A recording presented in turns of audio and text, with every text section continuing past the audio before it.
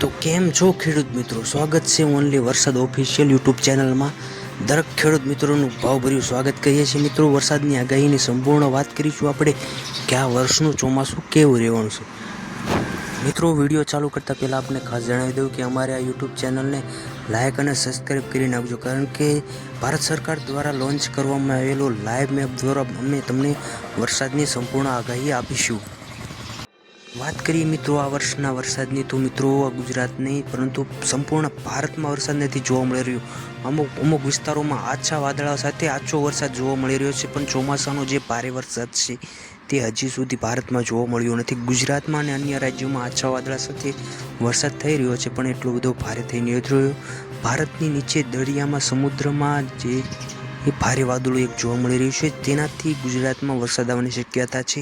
પરંતુ તેમાં પણ કહી શકાય, જો પવનનો વેગ બદલાય તો ગુજરાત તરફ ના પણ આવી શકે.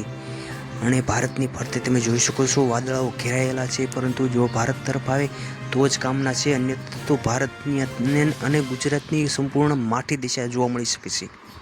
એટલે તેના ઉપરથી કહી શકાય કે ભારત અને ગુજરાતની ખૂબ જ નબળી એ સિઝન રહેવાની છે. પાક નિષ્ફળ જવાની શક્યતા છે મિત્રો, અને ખૂબ જ હાલ ચિંતા અને ભયજનક સ્થિતિ કે કોઈ પણ આગાહીવાળા કોઈ બી આગાહી આપે કાલ વરસાદ થશે તે હાલ સુધી ગુજરાતમાં ના કહી શકાય. કારણ કે મિત્રો વાદળાઓ જોવા મળી રહ્યા છે પણ ભેજવાળા નથી મળી રહ્યા. સેટેલાઇટ દ્વારા આપણે જોઈએ તો મિત્રો અમુક વિસ્તારોમાં જ ભારતમાં અને દરિયામાં જે મોટા વાદળા છે તેના દ્વારા શક્યતા થઈ શકે વરસાદની, પરંતુ બીજી કોઈ આગાહી આપણને આ લાઈવ મેપ દ્વારા તમે જોઈ શકો છો કે જોવા મળી રહી નથી. એટલે વરસાદની તો લાંબી રાહ જોવી પડશે. અને એક આ મોટી આશા છે, જો પવનના વેગ દ્વારા જે મોટા જે વાદળાઓ જોવા મળી રહ્યા છે તે ગુજરાત તરફ અને ભારત તરફ આવે તો જ વરસાદ જોવા મળી શકે છે, અન્યથા તો ખૂબ જ નબળી અને ભયજનક સ્થિતિ રહેવાની છે. પરંતુ ભારતની ફરતે અને ગુજરાતની નીચે મોટા વાદળા જે છે પવનના વેગ દ્વારા પવનની સ્થિતિ પણ ગુજરાત તરફ જ છે, એટલે કહી શકાય છે કે એક તરફ હા અને ના બંને કહી શકાય છે તેવી સ્થિતિ હાલ જોવા મળી રહી છે વરસાદની. પરંતુ ટૂંક સમયમાં શું જોવા મળે છે આપણે તે લાઈવ મેપ દ્વારા જાણીશું. અને આ મિત્રો તાપમાનની વાત કરીએ તો દિવસના 2 વાગ્યાથી લઈને 4 વાગ્યા લગીનું તાપમાન 40 ડિગ્રી સુધી પહોંચી જાય છે. સવારનું તાપમાન 36, 38 અને 38% વચ્ચે રહે જોવા મળે છે. એટલે કે બફારાનું પ્રમાણ પણ ખૂબ જ વધુ જોવા મળી રહ્યું છે, કારણ કે જે પાણી વગરના વાદળા છે તે ગુજરાત તરફ તો જોવા મળી રહ્યા છે પણ ભેજવાળા વાદળાઓ નથી. તેના કારણેથી બફારો અને ગરમીનો અનુભવ થાય છે. અને વાત કરીએ તો ગુજરાતની, તો દક્ષિણ ગુજરાતમાં અમુક વિસ્તારોમાં ભેજવાળા વાદળાઓ જોવા મળી રહ્યા છે, તેનાથી આછા અને છૂટક છાયો વરસાદ જોવા મળી રહ્યો છે, પણ ભારે વરસાદ હજી સુધી જોવા મળ્યો નથી.